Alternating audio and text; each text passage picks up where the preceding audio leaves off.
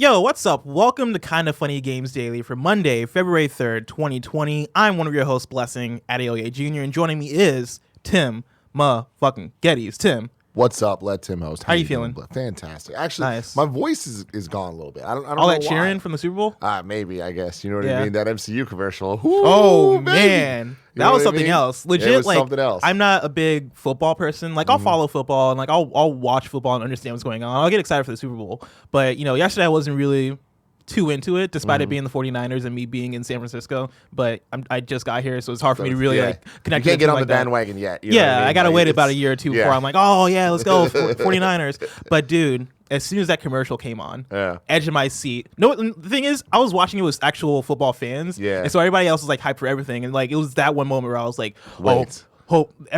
everybody shut up. Yeah, we will be doing a reaction to it in between this and in review later. So nice. How's your Super Bowl? It was fun, man. I ended up watching with Andy, which was a lot of fun. Because for most of it, it was just me, Andy, and Kevin watching it, and things would happen, and Andy would be like, "Okay, so this is why this matters." And like, I feel like I learned a lot about football yesterday. But really, the funniest thing was, obviously, I'm from San Francisco, so like, I'm rooting for the 49ers. Not that I give a fuck, but my friends give so much of a fuck, and like, my poor friend James Burke, he just needs his life. His life needs some wins. And I feel like this was the win he needed, and he didn't get it. He did not get it at all. But what was funny is because I was with Andy, Andy was semi-rooting for the Chiefs, and I was just like, why, you traitor bitch? Like, you're here. What's your problem? And he gave us the whole backstory of the coach and all this stuff. And I was just like, oh, man, you know, I kind of want the Chiefs to win. Then when the Chiefs won, and you see the coach, like, Dr. Robotnik looking ass, like, just getting Gatorade dunked on him, I was like, you know what? There is good in the world. The Chiefs coach looked a little bit like the diabetes guy, right? Was that the one? You know what I'm talking about. I don't know what you're talking Barry, about. you know what I'm talking about? No. There's a thread on Twitter. Okay. If you go to whoever the diabetes guy is, you know the commercial, right? The guy who like he's looking in the camera, he's talking about diabetes. It's the only diabetes thing. Dude, what are you talking about? You guys don't know what I'm talking about? No. I feel like you're making something up to like make Tim and I feel No, not this is a cool. widely known thing, the diabetes guy. No. He's like, diabetes. I just okay. That's what he's like. That's what he's like. Dude, I totally understand. Yo. Thank you. Isn't that him? Doesn't It that look is. like him? It does definitely look like him. Yeah. Anyway, look up the Kansas City coach and then look up the diabetes guy and tell me that I'm lying. Tell me. Today's stories include a platinum rumor, a platinum tease, and more because this is Kinda Funny Games Daily, each and every weekday at 10 a.m. live right here on twitch.tv/kindafunnygames. If you're watching live, you can correct us when we get stuff wrong by going to kindafunny.com/you're wrong. If you don't want to watch live, you can watch later on youtube.com/kindafunnygames or listen later on podcast services around the globe by searching for Kinda Funny Games Daily. To be a part of the show, head to patreon.com/kindafunnygames, or bronze members or above get to write in, and silver members or above get the show ad free. Now it's time for some housekeeping, and I'm looking at the doc right now, and I have one bullet point who I don't know who added this, but it says that I should use my epic esports announcer voice. Dallas, Fort Worth, Arlington, are you ready to get locked and loaded? I don't have an epic voice. I'm sorry. But I don't either, but I feel like you need to add a bit more like douche to it. And I got the douche. I mean, do you want to go for it? I got this, man. Do it. Dallas, Fort Worth, Arlington. Are you ready to get locked and loaded? Andy Nitro Rifle Cortez will be in town February 8th and 9th for the opening day of Overwatch League Season 3. There will be panels, activities, meet and greets, and much, much more. Buy your tickets now at DallasFuel.com and get ready to burn blue. That was great. That was amazing. I wish my voice wasn't fucked up. I feel like I could have really hit that a little bit better. But you know what, guys? That's what you get this Monday, this beautiful Monday. Yeah, if you're interested in that, check that out. I don't know who added that to the doc, but somebody. Yes, somebody added that. I don't know who. Thank you to our Patreon producers. Now, here's the thing. I don't have the names yet. I know for a fact there are Patreon producers this month because last month was our big push, but I don't have the names yet. Greg Miller's trying to figure them all out as we speak. Joey Noel. I went this morning, knocked on her door. I was like, hey, Joey, do you want to ride? And all I heard, some Z's. I heard some little Z's. I heard some capital Z's. Back, forth. You know what I mean? That's what happens when you're watching Greg the Super Miller's Bowl coming all in. day. He has some updates. I don't know where we are on the show. Where are we at the show? Patreon producers? Perfect. Yeah, are we ready? Yeah. All right, so Joey Noel can't get her butt out of bed after partying her ass off watching the Oscar-winning Suicide Squad nominated. So it won. Oscar-winning Suicide Squad. Yeah. So I have your Patreon producers for the first time ever for Kinda Funny Games Daily for the month of February 2020. Are you guys ready? Yes. I don't think I screwed it up, but if I did, yell at Joey again. I will. Thank you. The nanobiologist, Shiraz Razak, Patrick Higgins, Travis Austin Gajowski, That looks like that didn't paste in right. Travis has 3 names. I don't know about that business. Drew Gardnier, Dominic Shorter, Ginny Burnt, Joseph Solar, Katie Gallagher, Mohammed, James Davis, David Mindtell, Mindfree, and Mohammed. Wow. I think I got it all. I think I did. It's a world I think record. so. Yeah, we'll see. Whole Thank lot you of for your Patreon support in producers. January, man. We did our stream on Friday. We hit that 87K. We're doing an Xbox pilot. Good time to be alive. Good time to be alive. We're also doing High School Musical, the musical, the Yes, we series, are. the Better time to be podcast. alive. I'm very excited for it. Today we're brought to you by Manscaped, Brooklinen, and Rage, Shadow Legends, but I'll tell you about that later. For now, let's begin with what is and forever will be the Roper Report. It's time for some news. We have 5 stories today. Up it goes, does Starting with a doozy, an interesting one. Number 1, what is Platinum Games up to? A lot, man. So I have this divided into 1A and 1B because there's multiple parts to the story. So let's start with part A, right? That's very Japanese developer of you. Wait, is that To right? have a Oh, yeah. complicated name in this game, yeah. Part A, Yeah. make this story super complicated. 1A, The Wonderful 101 might be coming to Nintendo Switch. This is by Vicky Blake of Games Radar. And PlayStation 4. Oh, yeah. Yeah. That's another problem. That's Another wild, wrinkle. crazy There's so part. many wrinkles to this story that I'm just like breaking it out. It looks like Platinum Games might be bringing The Wonderful 101 to Nintendo Switch. Admittedly, it all stems from a very innocuous tweet, but a quick pic of Platinum's Hideki Kamiya on the studio's official Twitter account has kicked off a storm of speculation. Now, Barrett, I sent you a link to this tweet. Yeah, so whenever you're ready to bring that up, please bring that up. But it shows Kamiya sitting in front of a desktop PC with 101 in the corner, and that's like 1:01 o'clock. So like 1 o'clock, 1 minute in, if that makes sense. In the corner of the screen. Oh, and next to him is a Switch idly sitting by, too. They know what they're doing.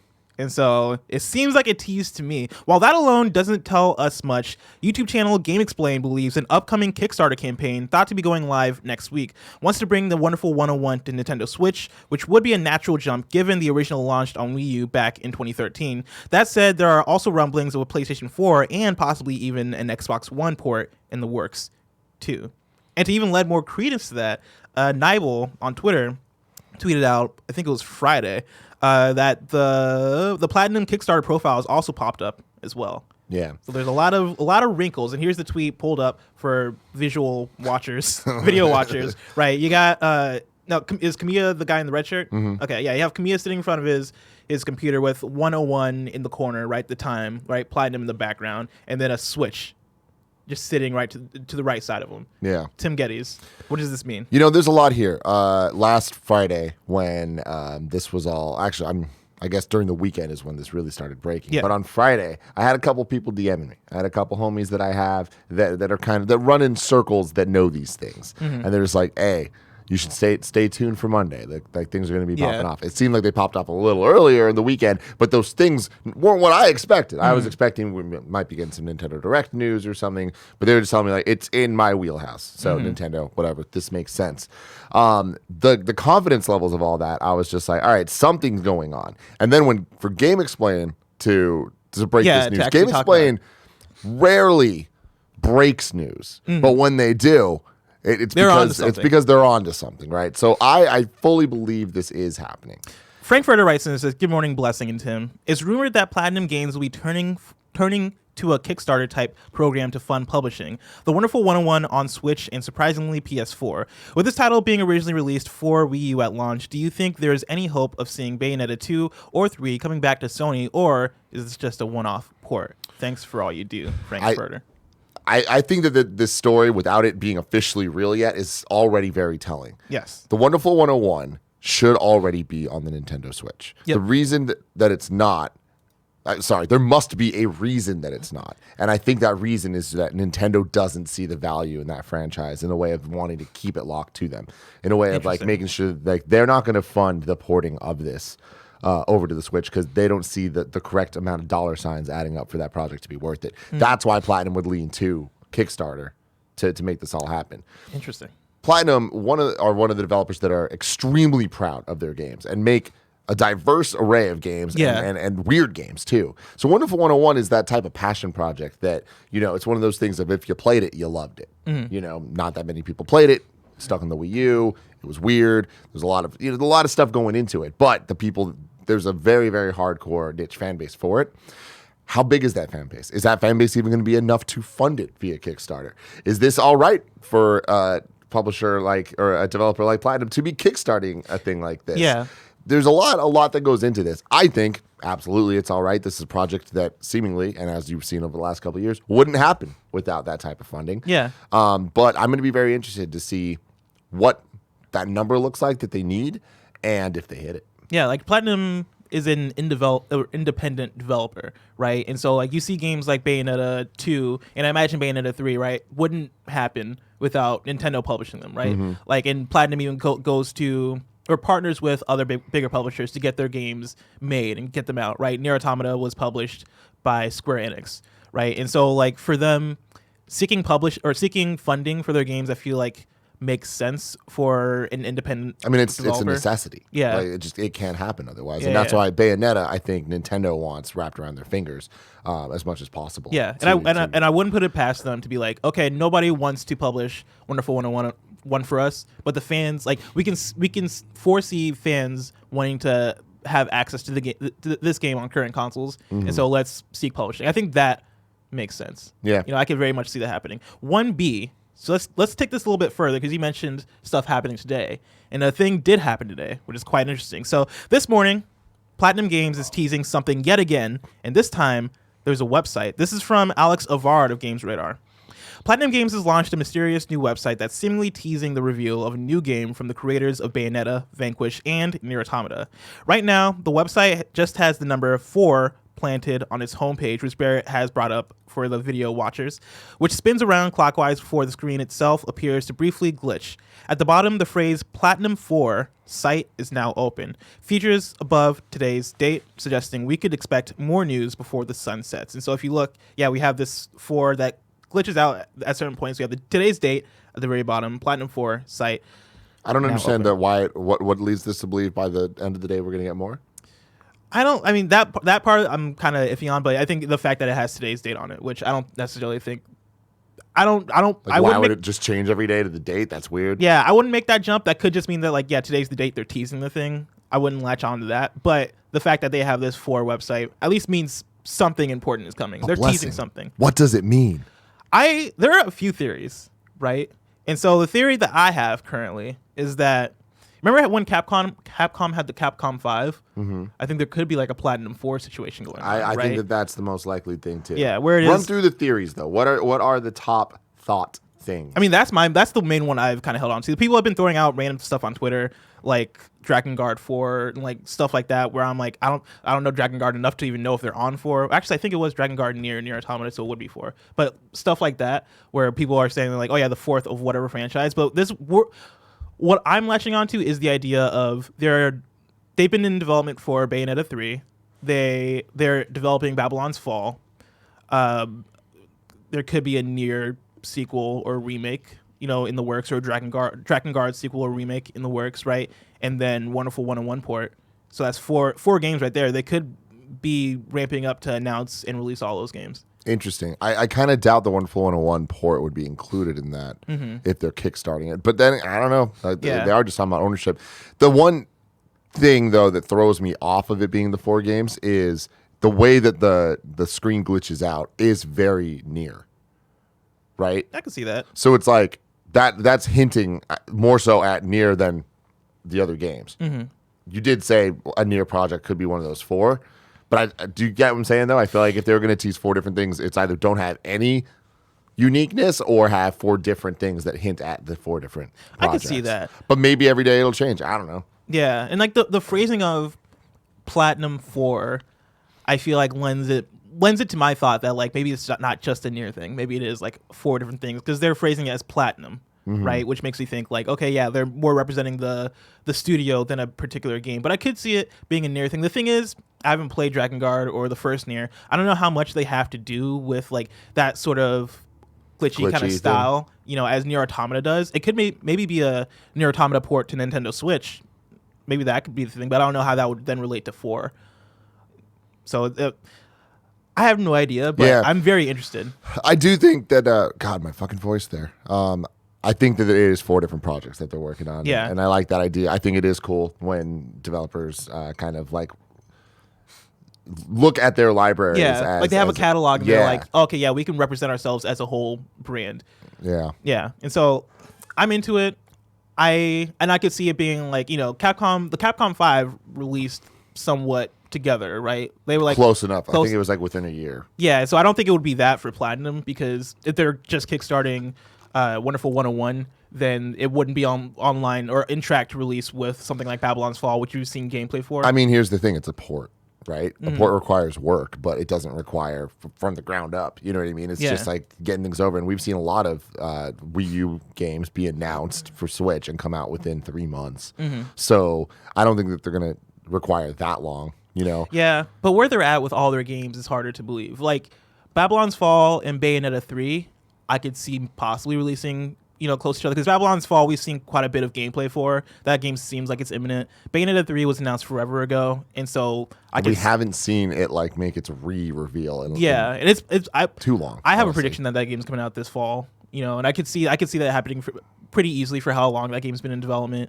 It doesn't seem like a fall game though. Like Mm-hmm. that's I feel like they've missed their window of I feel like they would have wanted to have it out by March this year. Yeah, like it feels like a March game. It feels like at latest May. But I mean, Astral Chain released in August. August, yeah. Yeah, and so I feel like for them, it might just be a thing of like when it's ready. hey, you know that's it's true. ready. And Astral Chain did great.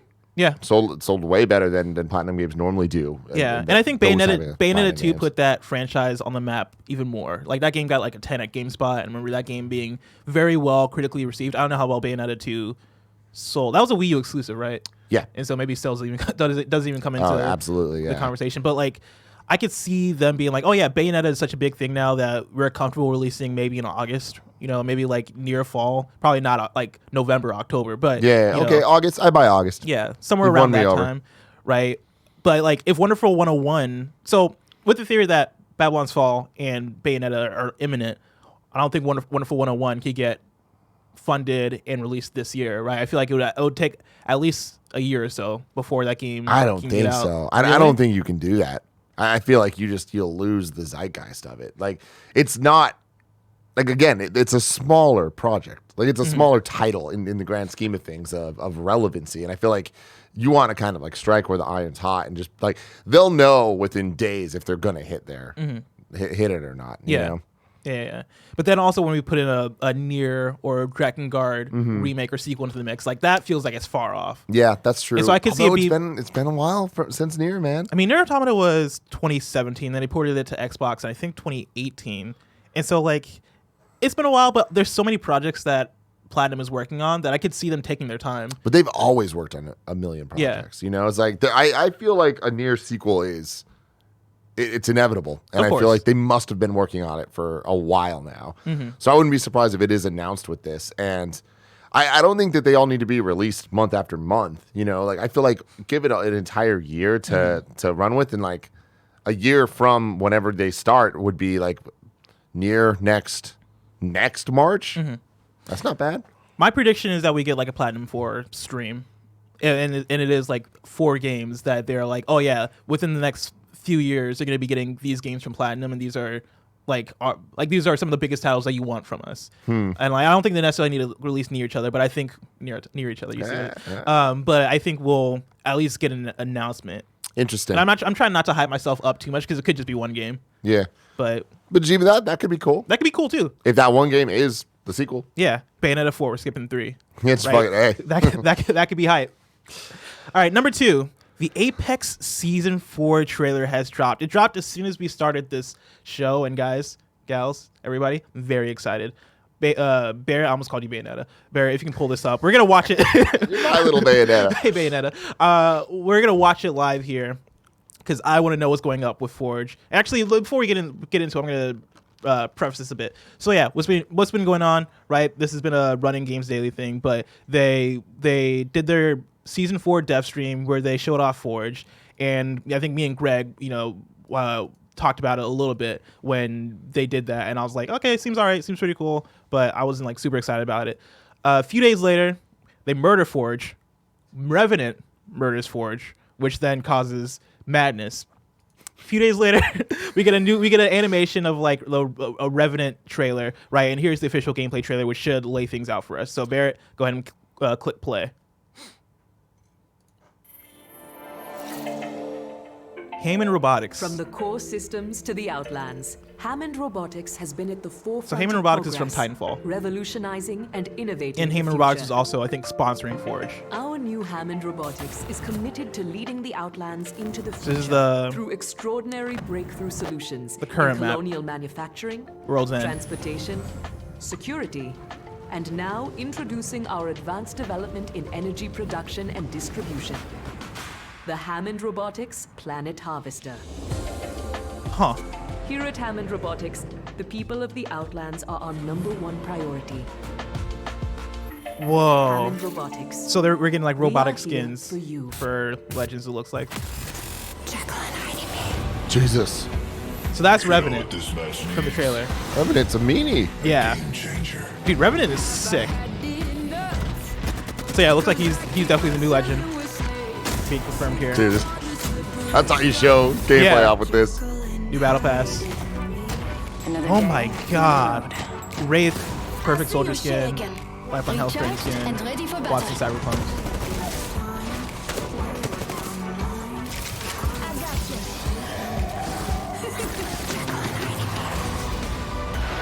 Revenant's the new Legend. No Forge, it looks like.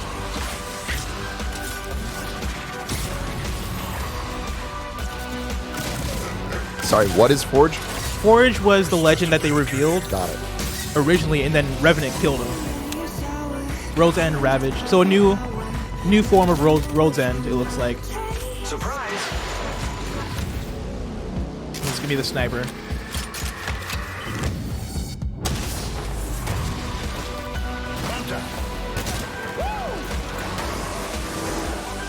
Here I go. Moving around in this game looks so cool. Apex is. Have you played Apex? Mm-hmm. It's so good. Like, these new skins are amazing. All right. So yeah, coming February 4th, which is today. Tomorrow? Oh, it's tomorrow. Okay, that makes sense because I tried to pull it up today and I'm like, why can't I play the game? Am I getting back into Apex? Dude, Legends? if you want to get back into Apex, I'm gonna play some Apex. Dude, I'm fucking Let's do down. it. Let's go. I am very satisfied with everything I just saw. Yeah? Yeah, all those skins. Give me the top level highlights. Why? What got you going there? So Apex is dope because, you know, when like Fortnite, right? They, instead of doing new maps, Fortnite demolishes their map, or like they demolish certain areas and replaces things in them to like tweak them and make things interesting, right? PUBG just they create new maps, you know, in order to replace old maps or in order to add to old maps. Apex kind of does both, which is a thing that I like. And so with Kings Canyon, which was the first map, for I believe season 2, they switched things up a bit and had like the dinosaurs that were like walking around the map actually walking onto the map and changed it that way, right? And this is kind of their version for World's End, where now like I guess Hammond Robotics is doing a huge thing and kind of changing up the map in I think interesting ways. Apex kind of does the Overwatch thing where they have lore bits that they use to introduce new characters and that they use to kind of connect the world. But I feel like Apex takes it a step further where it seems like there's a narrative that's kind of lasting through the different seasons.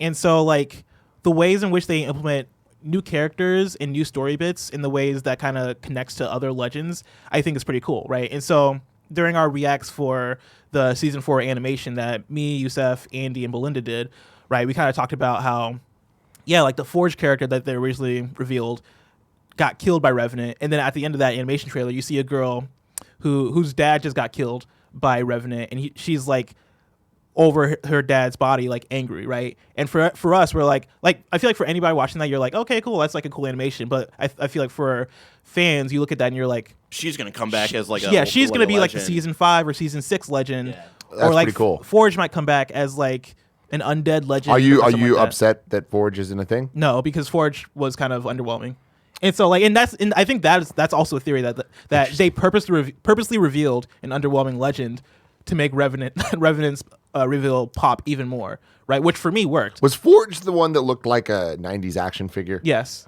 Yeah, he looked kind of like Doomfist from Overwatch. Like had a metal arm, like strong, like WWE looking dude. Who I think he might have actually been an MMA fighter because he had melee combat.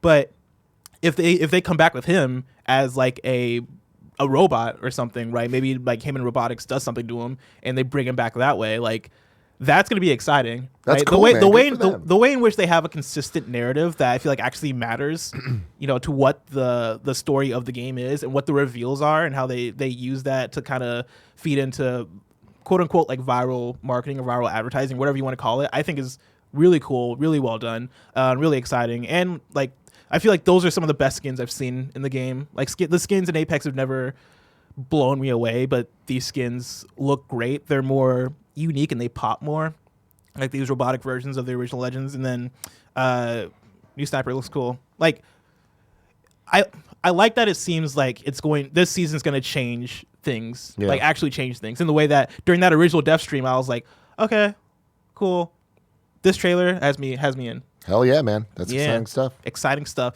Number 3, Bungie is hiring an art director for a new game, and it's not Destiny. The new game is not Destiny. This is by James O'Connor of GameSpot. Bungie is currently advertising for a new position as in, quote, incubation art director, one who would oversee art direction on a new IP.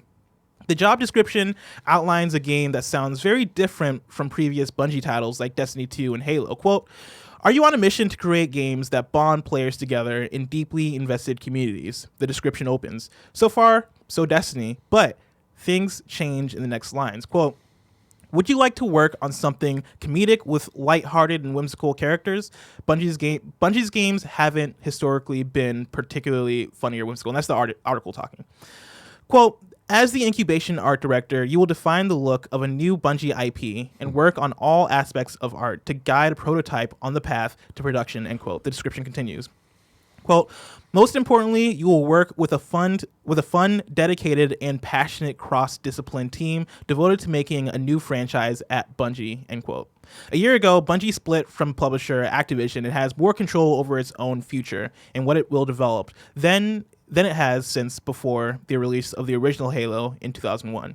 This job is asking for a candidate with serious credentials too. They must have, quote, at least 5 years of game art production experience, including experience in an art leadership role, end quote, as well as proven track record of delivering clear and consistent visual feedback that elevates other artists' work. It's not too clear, or it's not too much of a surprise to see Bungie expanding beyond Destiny. Back in June 2018, a partnership with Chinese company NetEase saw Bungie being given $100 million to develop a non-Destiny game. So that's pretty exciting. It is, man. A new Bungie IP is something I would be very interested in, especially lighthearted and whimsical. I feel like they could nail that. I know they haven't necessarily done it in the past, but I think that, especially when you look back to the original Halo games that Bungie worked on, like there's just such a clear, consistent vision for those games, and I feel like they succeeded in making really interesting campaigns, in addition to obviously amazing multiplayer maps that multiplayer modes and maps that kind of built their own lore and kept people interested.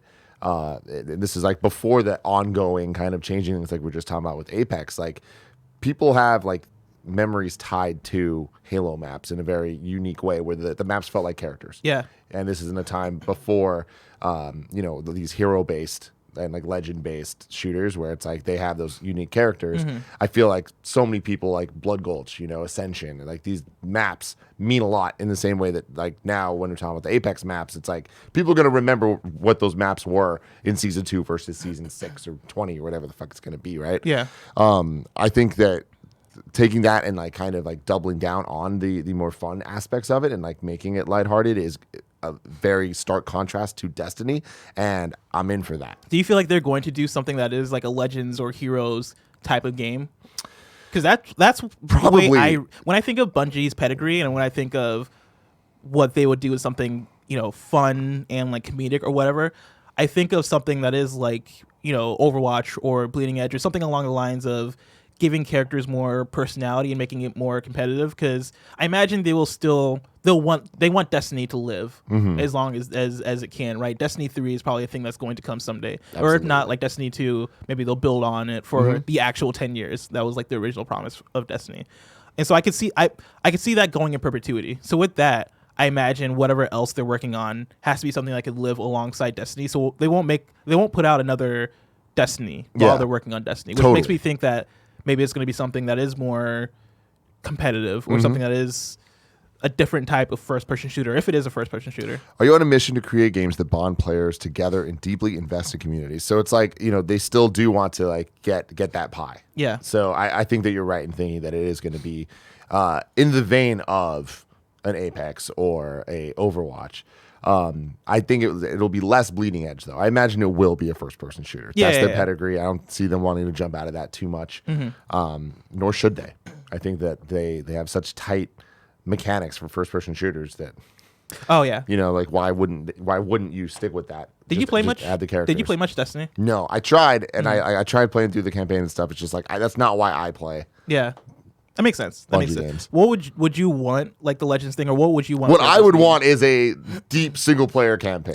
We ain't getting that shit. Yeah. You know what I mean? I'll be lucky if we get a campaign that you can actually enjoy just without all the other nuts and bolts. That's what I didn't really like about Destiny is I feel like there is a campaign, but I feel like it pulls you out of it and tries to get you into the MMO stuff like too often that it felt like filler to me. And I get it. That's not the game they were designing. Totally cool. But I'd love to see that. I don't see them doing that. I don't see them investing that much in that because like that's too big of an investment for the type of game that isn't going to get you that repeat success, repeat money. It's like Jedi Fallen Order recently, just like the sales numbers were out. It's like almost 10 million, which was like shocking to so many people. Yeah. And it's just like that's it. It's shocking that a single player game performs that well, right? Yeah, and I feel like that's Star Wars. Jedi Fallen Order isn't going to continue to print money for the next however many years through microtransactions or whatever, because that's not the type of game it is. Whereas I could easily see them, going some sort of like hero shooter route. Whatever this game is, it will have seasons. Yeah, no, That's- for sure. that's the thing. It might have a battle pass. Yeah. Especially like when I see if this game that they're hiring for is the NetEase game, right?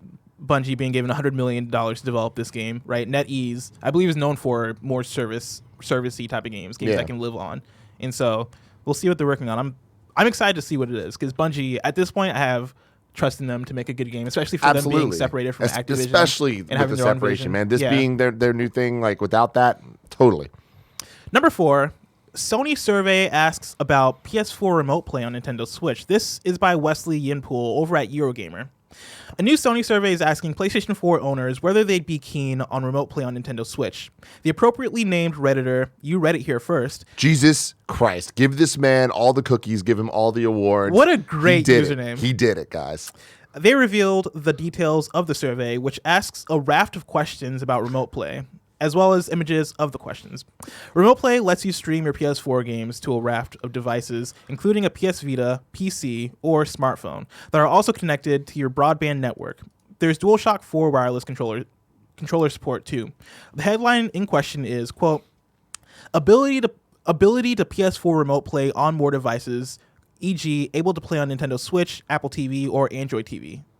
The user then selects how appealing they'd find that, choosing from 5 options. Meanwhile, other questions posed by the survey suggest Sony is thinking about allowing remote play on a device that's not connected to the internet, allowing remote play without a PS4 connected to the internet, enabling access to PS1 and PS2 games, releasing a slim/portable DualShock controller that's easier to carry on the go, and letting you connect other controllers such as Xbox One controller or mouse and keyboard. Of course, this is just a survey, and Sony may never action anything mentioned here, let alone release the Remote Play app on Nintendo Switch. But the survey does provide us with a snapshot of Sony's thinking on the future of Remote Play, and it sounds pretty interesting. And here I have like the screenshot, which, you see the questions, feature for, like the first question, right, which you can respond, not at all appealing, not very appealing, somewhat appealing, very appealing, extremely appealing, right? The question is, feature for low power mode to help control battery life of the device using PS4 Remote Play, ability to play PS4 Remote Play on more devices, this Nintendo Switch, Apple, whatever, and then the ability to adjust sensitivity on the on-screen controls, and it goes on. But Tim, how do you feel about the idea of let me ask you this first. Do you feel like this is Sony actually looking into Remote Play on Nintendo Switch? How do you feel about the idea of it? I think that it is them looking into it in the lightest of ways. Like these surveys happen all the time, and they rarely actually hint towards things that are actually happening. Yeah. Yeah, Yeah, or that are exactly. already in the works at least. They don't hint at things that are already in the works. They're being talked about for a reason of it's gauging interest on should they be in the works, right? The other side of it is I don't think it's that interesting. It's just an app that lets you kind of use a service that exists in other places with apps, and Nintendo Switch just happens to have apps as well, right? This reminds me a lot of Xbox One when it first was coming out, and there was all the talk of like, oh, it has the HDMI ports in the back, so you can hook your PlayStation into your Xbox, and like, or Nintendo, and you could play Nintendo games on your Xbox. Yeah. It was just like, sure, that's a cute thing to kind of like say, but you're not actually doing that. Like it's, it's the equivalent of just opening up a YouTube video of a PlayStation game and having a Xbox play and be like, oh yeah, it's like it's weird to see Crash Bandicoot on Xbox. That's not a good example, but that would be weird. But I mean, in the sense that like, yes, the HDMI thing, like, whatever. That's just you using technology. But in terms of a remote play app being on Switch, I feel like would be not shocking, but an interesting step for PlayStation, because PlayStation, I feel like, is the company right now, or like the big video games company right now that doesn't necessarily work too easily with the other guys. Like, like we look back at E3 2018, where Fortnite was announced for Nintendo Switch, and then the week later we got the Xbox Nintendo Switch commercial of like play together and all that stuff, right? And that was like the year that Sony was kind of the odd company out. And I feel like it's only recently that we've gotten Sony to kind of like lift up on, okay, yeah, crossplay is now going to be a thing now. Okay, cool. Like we'll start working with other companies in small, minute ways. I feel like remote play would be an actual step of like, okay, let's put one of our apps actually on Nintendo Switch and allow people to play PlayStation games on Switch. I feel like that would be not shocking, but at least a step toward a direction of this stuff not mattering, like walls coming down. Yeah, I mean it would be it's more a step than it would be not. You know what I mean? Yeah. I also just don't think that you can have it on iOS, right? Like I don't think that they're looking at it as like playing with the other guys. It's more just like it's an app. Like that's the difference. Whereas Game Pass, if Game Pass were to come to Switch, it would be more like that to me is a big deal because that involves subscription-based gaming, where it's like, oh, people would be able to just play their Xbox titles on the Switch. Whereas with this, correct me if I'm wrong, PlayStation Now, the app, you would still need a PlayStation 4. Yes. Actually, for PlayStation Now, no. Because PlayStation Now, you're just So playing... you could just subscribe to PlayStation Now and get the PlayStation Now games on Switch? If there's a PlayStation Now app on Switch, then I believe you can just play them on Switch. Because I believe at that point you're playing off of one of Sony's servers. Like remote play would actually you would need your own console for a remote play because you're then playing off of your own PS4. But for PS Now, correct me. Go to kindoffunny.com/you're wrong if I'm wrong about this. But I believe for PS Now that makes sense. I was thinking about the remote play stuff. So PS Now you can is available on PS4 and PC, but I don't know if that's PC remote play or if it's just available on PC. Regardless, even if it is the PlayStation Now, like the actual, you just get the app and you can get the games and play it on the Switch, that is a much bigger deal, and I do understand that. Yeah. I still think, though, that PlayStation Now is not at a point of what Game Pass is at and what Game Pass is promising with the first-party titles all coming to it and all that. I think that it could be a big win for Sony to get it on the Switch and then next-gen kind of revamp what the PlayStation Now service offers. Yeah. Greg Miller. What's the question about PlayStation Now? Sorry, I was half listening while I get PS I Love You together. If PlayStation Now, the app, was on a Nintendo Switch, what would that mean? That would mean you'd have access to PlayStation Now on your Nintendo Switch to stream your games. I doubt you'd be able to download anything, but you'd be able to do it. But you wouldn't need a PS4 to then play those 100% games. correct. Right now, if you use PlayStation Now on a PC, you are not using any PlayStation 4. Gotcha. It's the difference between Remote Play and xCloud. Where Remote Play, for PlayStation currently, I need to have a PlayStation at home that I'm going to connect to use my fucking shit. PlayStation Now is you're using a PlayStation in the cloud to play the stuff. You just need a really good internet setup. 100%, especially for a Switch that has really bad This internet is why connection. I think honestly, in the terms of where PlayStation Now is at, I wouldn't be like this whole thing's cool. I'm sure we'll talk about hypotheticals on PS I Love You and stuff. It's a cool idea, but I mean, like when we started in on Peace Walker on PS I Love You, right? And I was like, oh man, I forgot I was on PlayStation Now. I'll try that. And like one mission of that, and I was like, close but no cigar. I'm going to Yeah. go back to using the PS3 rather than trying to stream this to my PS4. Now, again, with PlayStation 4, using PS Now for the games it can download and play locally, that's awesome. That's Yeah, great. that's- What a cool that's a service. different story, for sure. Switch wouldn't. I don't think would ever allow that or have that ability. I think it would strictly be what we're always talking about with xCloud. That if xCloud came to Nintendo Switch, yeah, you'd just be streaming it. You'd just be streaming this too. Gotcha. Interesting. Michael Knight writes in and says, "Hello, KFGD hosts. PlayStation recently released a survey asking owners about their use of remote play. Questions were asked about whether users would use the service if it were available on the Switch or the Xbox One. Do you think Sony's intentions stop here at remote play, or could this lead to PlayStation exclusive titles showing on the eShop or Microsoft Store? Thanks for all you do." Nah. No. Yeah. Nah. Right now, no. I think there could be a future. I mean, you already see happens. them kind of like pushing towards that. Like maybe 4 years ago, there was like a lot of games coming out that were PlayStation exclusive, but there was also PC versions, right? Then now I think it's starting to work the other way, where it's Sony published games we're starting to see come to PlayStation or to PC. And I feel like the next step from that is Sony games showing up in other places, other consoles. I think that step is, I'll be shocked if we ever actually see that. I just don't think that the world is ready for that. And I think that next gen is going to really change things when it comes to how much weight's actually put on where you play your games. It's just more the fact that you're playing the games with subscription services and all that. But I don't know. Like, I think that PlayStation's business model seemingly still remains on exclusive titles to bring sell people consoles. in, to sell the consoles, but then having the third party games be the thing that like keep people in the ecosystem. Yeah. And like you can't own that if you put your exclusives everywhere. Yeah, and that's why I think that's where I'm kind of at when it comes to PlayStation and how they interact with other companies, because we've had this conversation now a lot this month as we were ramping up toward console reveals and what those might be and what the information there might be, right? And Xbox seems like they're less so concerned about exclusives, as evidenced by the whole story about Xbox Series X not having any generational exclusives, right? Being able to play your game, play whatever game either on the One or, say, if it is like a next gen game, you'll probably be able to play it on the PS4 or PC also, right? There's not going to be a game that's only on the Xbox Series X, and so it seems like that's less of a Microsoft strategy. Nintendo is doing Nintendo's thing, and then PlayStation seems like they're sticking with their strategy that they've had. I mean, with Nintendo or Microsoft and Nintendo, it's even interesting where it goes a step further. Where Microsoft is now, there's multiple games that they have published on the Switch. Yeah. So we have Cuphead, we have Ori. You know? Yeah, and I'm Like, at what point do we see Master Chief Collection being just, you could buy it on Switch? I don't think that that's the craziest thing. in regards to this though. I had a friend that also got this survey, and they were talking about how there are questions about being able to remote play without internet. I have no idea what that means. Yeah.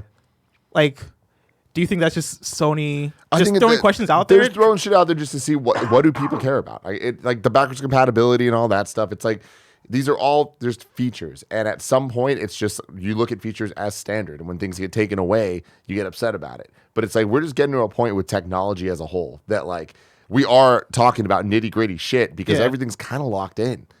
Yeah. Like you can't expect too much from a new phone. You know what the phone's gonna be. Any feature you really want from an operating system on a phone is already in it. You know what I mean? And they're just gonna add something and take it out, just to make it seem like things are changing. But like we're there, and I think game consoles are in a very similar place. Man, technology is cool, man. It is, dude. Number 5, rumor has it, Breath of the Wild 2 is a 2021 game, and the major Switch title this holiday season could have tires in it. What the fuck? This is from Liam Doolin of Nintendo Life. A few weeks ago, the prolific leaker Sabi, who has a strong track record, said a new Paper Mario game and 2D Metroid title would release this year. Just days ago, the same individual claimed the Legend of Zelda Breath of the Wild sequel was taking longer than anticipated, and now they're saying the major and more likely Nintendo release for this holiday season has, quote, tires in it. Below are the most recent cryptic tweets by Sabi based on the source information. So I have the tweets here. in front of me. The first tweet is on January 31st, 2020. They say, got some good words for Paper Mario from another source. Now I have absolutely no skepticism. Be hype. Also got some more specific teases on the way. Won't say too much. And then he follows that tweet up with Breath of the Wild 2 is taking longer than anticipated back during E3 2019, so it doesn't seem to be this year's holiday release, which adds more credence to the major title I was referencing on a tweet the other day. Neither are set in stone yet, so take some salt. The more likely one has tires. And so, listeners, take all this with a huge grain of salt. The more likely one has ... space tires. No quotes around it, no anything. So that's weird. Sabi is on my trust list when it comes to like if he says something like I'm listening, you know. And again, all when it comes to all this stuff until things are confirmed, anything can change. Anybody can like have heard misinformation or whatever. But he tends to not talk about stuff unless he at least has like multiple people being like, "Hey, this is what's going on." Tires. What do you think tires means? I mean, the easy assumption is Mario Kart, which I'd be extremely excited about. I just don't know if it's time. I feel like Mario Kart's I think Mario Kart's the easy answer, just because, like, I mean, the tires. Yeah, that's it. Well, but it's also their best selling, like one of their best selling series, the Kart series. You know, Mario Kart 8 Deluxe is still selling though. Yeah, but that's like we were talking about this recently on our predictions for this year, I think it was. And we were talking about how like why would Nintendo put another Mario Kart out when 8's already selling so well? If they put another one out, they'll just have two games that sell well. Yeah. It's like I feel like with Mario Kart 8 Deluxe, like that was a game that so many people, because it was so close to the Switch launching, where Switch launched, everyone was playing Breath of the Wild. That was kind of like the hardcore thing. But then I feel like it was the people that are less interested in like the person sitting next to you on the couch. You're trying to, I beat Breath of the Wild, and it's just like, hey, Gia, like, let's give Mario Kart a shot. You know, like my friend Curran was like, hey, Shari, like, we're going to play Mario Kart. And she got hooked on Mario Kart.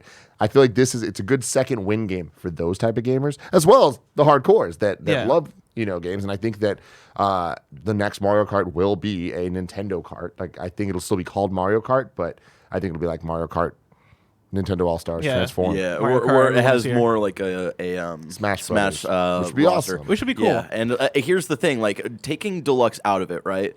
We haven't had a new Mario Kart in 6 years. So yeah, like, I don't think you can take Deluxe out of it though, because I feel like Deluxe for them matters. Like Deluxe almost feels like a new Mario Kart game, despite but it does. I mean, it's not though. It's like not. That's the thing is like it feels like it because they like changed the items and stuff. But like, but it plays. There was new maps. It plays the role of new Mario Kart though. Like it's selling like a new Mario Kart. It's taking the place. Like, it's holding that place of a new Mario Kart. That's true. But I also, I've been playing that Mario Kart for now many 6 years. That's few people though. I understand that. Not. I understand that. But even then, it's not that few people. Yeah. Like Mario Kart 8 was, relatively speaking, a very high-selling game. Yeah. With the Wii U. Yeah. So it's like, I just feel like you're right. It does hold that place. They don't need to do this. But I also feel like there's no argument really to be made of they can't do it and it wouldn't work. Right. I think if they did it, it would work. And I think both would sell. I just think it was one of those things where I feel like they could hold it for another year or two and have that be this, like, have that ride the rest of the Switch. But imagine if they don't have anything else to put this here. That's a good point. What I mean? Then it's like, well, fuck, we need something. I think though, the Mario Kart's too easy of an answer. Yeah. I don't have any spicy thing to be like, this is what it is. He's hinted at something with this. He wouldn't say tires so weirdly here if there wasn't some type of connection. What could it be? Like, I don't know what else it could be involving tires. Is tires in the name, or is tires? Is it an Excite bike? Is it like? Ooh. But like he's talking about a major holiday release replacing Zelda. Like there was so. No, okay. What was that moment? Yeah. What was that moment? And share with the I had class. a moment of F-Zero, but they don't have tires. There's no. I know, but like, Not and yet. also, but that's my thing is I can see them doing some weird shit with F-Zero, and like.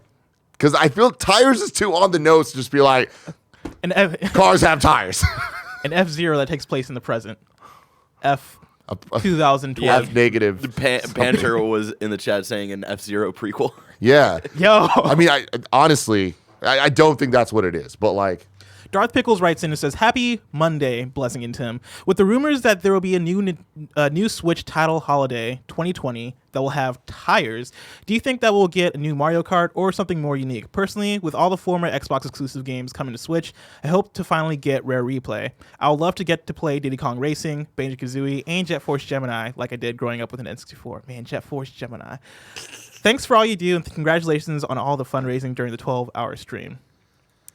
So yeah, Rare Replay is going to come to the Nintendo Switch at some point. I hope so. I don't have I have faith, but I don't have all the faith. It's one of those things where there's so much going on in Rare Replay license-wise that I know they'd only really have to approach Microsoft. Microsoft could probably greenlight all that stuff. But Rare Replay will come to it. I don't know if it's going to be the Rare Replay, but I feel like that it must be being worked on. I would want a different version of Rare Replay if it's coming to the Switch. I would want it to have DK64 and Diddy Kong Racing and stuff. Mm-hmm. And Donkey Kong Country, dude. Let's just get fucking crazy. Oh, yeah. That's a good point. Let's get crazy. Why is Donkey Kong Country trilogy not on the Super Nintendo online thing? That's a good point. Wait, really? Yeah. It's not. They've not been adding games to it regularly. But like the games that they add, I mean, they started with such a strong library, and that trilogy not being there is such an obvious like weird. That's a weird omission. And while we're on this train, put out Earthbound on it. Yeah. Where's Earthbound? Come on, man, figure it out. I don't know what this has to do with. Yeah, tires. Yeah, the Rare Replay. Like, I think we'll get that. I don't think that like is really what is being led to being. Yeah, I think they mentioned Rare Switch. Replay because of Diddy Kong Racing. Yeah. But yeah, they're asking what personally, what are some games that we would or would we want, or do we think we would get Mario Kart or something more unique? I think it would be something more unique. Yeah. Yeah. Well, Tim, I'm very excited for whatever the fall holiday Nintendo Switch huge title is, but that's so far away. It is. If I wanted to know what's coming out to mom and pop shops today, where would I look? The official list of upcoming software across each and every platform is listed by the Kind of Funny Games Daily Show hosts each and every weekday. Yeah. We're going long here, but I just really, really quick want to say, like, Oh, yeah. what the fuck is up with Nintendo right now, man? I like it. I like that we don't know. It's scary. We're getting a direct this month. They're working on shit. We know they're working on shit. What are they working on, man? This is the most exciting times when it's not real yet. And this right now it's just hype. This year is already probably one of the biggest years for video games. Yeah. And What's Nintendo like we don't do? know, which is really exciting. Before we get to out today, I want to tell you about our sponsors. Today, we're brought to you, Kind of Funny Games Daily is brought to you by Manscaped. Breaking news. This important PSA is brought to you by Manscaped.com. This is your pubic service announcement. After more than 18 months of research and development, the Manscaped engineering team has confirmed that they have successfully created the greatest ball hair trimmer ever created. This new trimmer was just released only moments ago. And we are the first to confirm the new and improved Lawnmower 3.0 manscaping trimmer is now available for purchase. This third-generation Manscaped trimmer features a cutting-edge ceramic blade to prevent manscaping accidents. Millions of balls are about to be nick-free thanks to Manscaped's advanced skin-safe technology. Tim and Greg both use Manscaped, and 2 out of 2 women agree. It's a smoother look for them. And ladies and gentlemen, 2 out of 2 women. That's true. That is true. Yeah. Barrett, you're welcome to the club, right? I haven't used it yet. Okay, but I don't know was if it you realize 3.0? He got the 3.0. Oh, baby. I got the 3.0. I should have jumped on that. Yeah. Dang, I'm very dude. excited to try it out. Yeah. Keep us updated. I'll report to you on Okay. my balls very soon. Yes. I'm very excited to hear about that, Barrett. If you use the Lawnmower 2.0, it's an easy transition because it's the same replacement blade with a new and improved skin-safe technology. When I tell you this is premium, I mean premium. The battery will last up to 90 minutes, so you can take a longer shave. One of the coolest new features is the LED light, which illuminates grooming areas for a closer and more precise trimming. And let me tell you, I saw a video recently of the light. Don't ask me how I ended up on a Manscaped 3.0 video. A YouTuber I watched was demonstrating it, or not demonstrating it, but showing it off. All right, bless. All right. But the light, the LED light is dope. Like, it looks really cool, and you can probably see more detail when you're...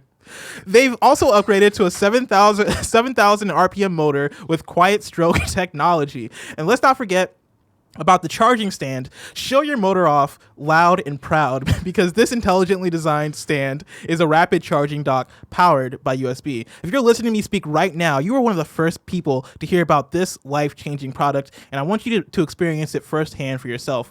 Trim that junk of yours, get 20% off and free shipping with the code GAMES at manscaped.com. That's 20% off with free shipping at manscaped.com and use code GAMES. Your balls will thank you.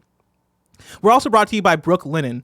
Making your home beautiful is the ultimate form of self-care, and what better time than the new year to take care of yourself?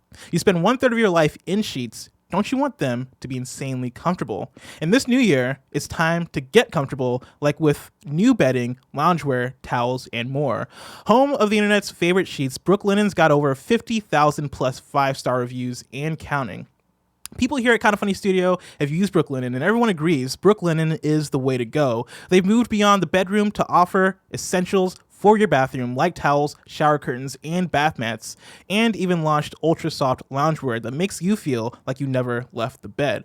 All luxury products without the luxury markup. Like softness, comfort, essentials to help you relax, Brooklinen has it all. Brooklinen.com is the perfect place to hit refresh in the new year. Go on and make yourself comfortable. Brooklinen is so confident in their product that all their sheets, comforters, loungewear, and towels come with a lifetime warranty. Get 10% off your first order and free shipping on all the new sheets when you use promo code GAMES only at brooklinen.com. That's BROOKLINEN.com. Brooklinen, everything you need to live your most comfortable life. Lastly, we're brought to you by Raid Shadow Legends. Introducing Raid Shadow Legends. Raid is a mobile RPG done right. Not every RPG must be cartoony and cutesy. Enough with candy, rainbows, unicorns, and bright colors. Get real, raw, dark, epic, and awesome. Raid Shadow Legends will take you to the world of dark fantasy and realism. And now you can play Raid both on mobile and on your desktop. The game is cross-device, so you can play with the same user and switch between devices whenever you want and however you want it. The graphics are amazing in the PC version, and the game is super fast as well. Raid has all the features you'd expect from a brand new RPG title, like an amazing storyline, awesome 3D graphics, giant boss fights, PvP battles, and hundreds of champions to collect and customize. I never expected to get this level of performance out of a mobile game. Check out the amazing graphics and details on those champions, and in Raid, you have the ability to personally customize and choose the artifacts you design, and design a unique mastery build for each one of them. And the best part, it is free to play. More than 15 million players worldwide have already downloaded the game, so go and click on the link in the description box and start playing. You'll not just enjoy one of the best mobile games of the moment, you'll also be supporting this show. So what are you waiting for? Download Raid via my link, patreon.me/kindafunnygamesraid, which you'll also find in the description, and get a special package with 100,000 silver, 2 clan boss keys, 10 mystery shards, and the amazing champion Adjudicator. This package will be available only for the next 30 days. Out today, we have Dawn of Fear for PS4, Dragonfang, Drawn's Mystery Dungeon for PC, Ash of Gods Redemption for PS4, Recnum Jesus for guys. PS4. No. No. It's spelled. Do not name your game something that close to rectum. It's spelled REKNUM. Recnum. God. Recnum? Recnum. Recnum. Recnum. Recnum. Recnum. Or maybe it's Reckonum. Like you're wrecking them. Reckonum. Please the Gods for Switch, Shadow Rain for PC, Black Butterfly for PC, Terramancer for PC, Space Elite Force 2 for PC, Jory for PC, Choco Pixel 2 for PC, Power Struggle for PC and Mac. And new dates for you, we have Comrade Bleu Fantasy Versus is releasing in North America on March 3rd, 2020, and Sometimes Always Monsters is coming out for PC April 2nd, 2020. I had to it was at 420, so I was like, what is the 4th month of the year? All right, here we got Recnum from John Dusoft SL. Rated everyone. Oh no. This game doesn't look like a Recnum. No. It looks. The evil sorceress cursed the 5 sacred crystals. Oh, and man. enclosed them. I don't have a read on this. I don't know how to feel about this. Absorb their vitality I'm and not become into it. immortal. You can't see it That is why because I our must screen's take the blocking it right sacred now, but the claymore, bottom left, the there's too only much going on. Yeah, there's a lot crystal. going on.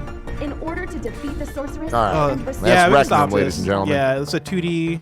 I'm calling platformer it now. action game. This is one of the game. This is the game you have to play for PSI. For PS Love You? Yeah. I think that's good. I choose the game right now. I'm not. This one's not looking favorable. Then Greg's got to play it. Someone's got to play this game this week. Recnum. Is it? I don't think it's out on PS4. I think it's only on a PC. PSN game. Oh, this is PSN. Sorry, I thought this was Steam. PlayStation Podcast. Over there, right? Now it is time for reader mail. You can write into patreon.com/kindoffunnygames where you can get the show ad free. Mark writes in and says, "Hey, I have a question, and it's about Nintendo. They totally skipped a January Direct, and I feel like nobody is talking about it. How should we read into this? Are they waiting on Sony and PS5 and the PS5 reveal, or do they maybe don't have a lot to show? What do you guys think? Would love to hear Tim's view on this as well. Keep doing what you're doing. Your new patron, Mark." Nintendo doesn't give a fuck about Sony and PlayStation reveals, Yeah, they Microsoft don't. stuff. Like they're totally separate from that. There wasn't a Direct this January, which was weird, but not shocking. There hasn't been a January Direct, if I remember correctly, since the Switch launched. So it's been February. Is that true? I think so. 28. I feel like 2018 there was a January Direct because I think that's where they revealed Celeste. It might have been like beginning of February though. Yeah, I don't know. Either way, but the point that I'm making is it's not always January. It's Yeah. usually January, February. Like last year was I do February. think is it maybe they don't have a lot to show. I think it's the proof's in the pudding. They don't have a lot to show for the first couple months of Nintendo. Normally they have kind of a January like game and then a March game like moving on through. We have Animal Crossing and that's pretty much it. So it was a Direct Mini that Yeah. they had. April. Yeah, that was like at the Switch launch. And then if you scroll up, And I'll pull this up too. And then there was, let's see, where was the beginning of 2018? They had yeah, a so mini on the Direct. 11th they had the Direct Mini. So it wasn't until which was like March a bunch of 8th indie games. that was the major one there. Yeah. Oh, Which, man. if I remember correctly, That was the Smash. Yeah. Brothers. So there you go. Like I maybe target early March as the Yeah, that was the Smash Brothers reveal. And then It's been a while since we got a Direct though, right? Like that's not a focused Yeah. one, like Yeah. a general Nintendo I mean, Direct. dude, think about it. Like Animal Crossing. The That's last- what we know about. Last year was February. Yeah. So Yeah. there you go. How about that? How about that? So yeah, it's probably imminent, but not too imminent. Like within the next month, I we'll mean, probably get one. I think within the next 30 days we will yeah, have it. yeah. What's your one prediction? I don't know. Like this it all ties together where it's like I don't know where they're at right now. I believe the Paper Mario thing. Yeah, I believe a lot of that throwing stuff. around. I'm just Mario Kart. Fuck it. Man, really? Yeah. All right. Depending on what it is, if it is Nintendo Kart, then I'm gonna get excited. But if it's Mario Kart 9, Yeah. I might be bummed. I mean, If I'm they being might honest. call it Mario Kart 9, but then like, yeah. But if it's just like Mario Kart 9, where it's like, oh, hey, here's Mario Kart again with some new features, depending on what the features are. Like if the Yeah. features are, Yeah. we're flying now. here, then I'll be like, oh, here we go. snap, Here we go. Here we go. space. Mario Kart Double Dash 2. Mario Kart Triple Dash. There we go. 3 people riding in a cart together. Comrade Bleu writes in and says, "Hi, Bless and Tim. With the hype as hell Fast 9 trailer being released and Crossroads coming in May with the movie, do you think the latter will serve as Fast 8.5 with major story beats to bridge the gap between the films, or its own self-contained thing? Thanks for y'all's hard work." I don't know. I'm extremely excited for this stupid ass game. I'm hoping that there's some actual lore stuff that feels consequential. I kind of doubt there will be. This definitely, especially now with like the timing of it being May for both of them, I think it is total cash in, total just trying to make some licensing bullshit. There's very, very slim chance this is a good game, but I hope that it is a good Fast and Furious adventure. So I'm hoping we get some dumb shit in it. Where do you think the game's going to take place? I don't know. Like we haven't seen enough to understand. So it being an 8.5 could make sense. We know that there's at least 2 years, 3 years between 8 and 9 because the kid was a baby in 8 and the kid is like handing Papa Vin some wrenches in 9. Yeah. Exciting stuff. Very exciting stuff. I'm also excited.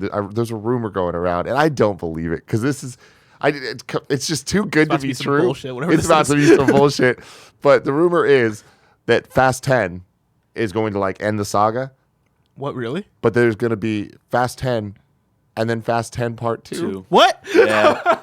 Okay, Please do it. That would be great. Please. That would be awesome. Yeah. Now it's time to squad up. My dog, Nick96 from Massachusetts, writes in and says, "Hello, Blessing and Tim. I'm very close to obtaining the Platinum Trophy in Samurai Showdown, and I need help. I need help with the Triumphant Teamwork Trophy, which only requires me to fight in an online team battle. Unfortunately, practically nobody plays this mode, so trying to obtain it by chance is astronomical. Any best friends willing to help me out would be much appreciated. I'm on the East Coast of the U.S., and I'm usually online from 8 p.m. to 10 p.m. my time. That's 5 p.m. to 7 p.m. West Coast, Best Coast. I enjoy playing fighting games, though I'm not particularly good, and I'll be jumping into the new season of Apex Legends as well." You sound like you sound like the homie, my dog, Nick96. He is, man. Thank you as always for all the amazing content you all crank out every day. My dog Nick96's PSN is my dog Nick96, MADOGNIK96. Get on him, man. Get him that trophy. He needs it. He needs it. Now it's time for kindafunny.com/you're wrong. And let's see here. We don't have too many, it looks like. Kebab says Blessing is incorrect. Mario Kart 8 Deluxe is the game of the year, definitive edition. I know that. I'm saying it's taking the place, like, spiritually. I'm not saying it's a new game. I'm saying, In terms of consumers' yeah, minds. in terms of consumerism and in terms of, like, the mind of Nintendo and their cadence of Mario Karts. I'm saying Mario Kart 8 Deluxe, timing-wise, could take the place of something like Mario Kart 9 and push 9 back, like another game. Charles Jacobson says less obvious tire game. Donkey Kong Country has tires. It does. Oh, it does have tires. Yeah. Can you imagine? I'd get hype. But for the big fall game, maybe unless it's Donkey Kong 64 too. Yeah, that's what. Yeah. Bless, Mind melding. No. dude. Don't be stupid. They you guys. won't literally call it like Donkey Kong 64 too. Yeah, it'll be but Donkey like Kong another Donkey Kong 128. 3D platformer. Tim, No way. Tim. You will never see that. you know Mark what? my You words. know when you said that Never. last time is when I said SpongeBob SquarePants Battle for Bikini Bottom, and You're you right. know what? Fuck you, Tim. You're right. This year is made of dreams. Let's fucking go. Hey, I'm not gonna wake you up from your dreams, but just want to let you know there are other people's nightmares. Charles J says there's 3 core Nier games at the moment. Nier Gestalt and Nier Replicant are 2 different versions of the original, then Nier Automata. Cool. And yeah, Loaderphone says there have been 3 Drakengard games. There have also been 3 Nier games. Okay, so yeah, the 4th thing could apply to Nier is what it's sounding like. So there we go. Yeah, and there we go. That's all the year Otherwise, we fucking nailed it. Yeah, we nailed it. Good on us. Let's see. This week's hosts for KFGD are Tuesday, it's me and Emron. Wednesday, it's Greg and Tim. Thursday, it's Greg and Gary Witta. And Friday, it's Greg and me. Gamescast, we're recording live on Patreon this Wednesday at 2 p.m. The topic, the 30 most iconic Nintendo games. We're going through every generation of consoles of Nintendo games up until the Switch. Yeah. Because the following week, we're going to do portable games. And I wanted to, there's not that many portable systems, so I was like, I'm going to add the Switch into that. Otherwise, the episodes would just be too lopsided. So NES, SNES, N64, GameCube, Wii U. It's going to be a good time. It's going to be me, Tim, Fran, and Imran. Hell yeah. So get hype. Of course, this has been Kinda Funny Games Daily, each and every weekday live right here on twitch.tv/KindaFunnyGames. We run you through the nerdy news you need to know about. We have a Patreon post show for those that are subbed at the silver level of patreon.com/KindaFunnyGames. So stick around for that. Otherwise, until next time, Game Daily.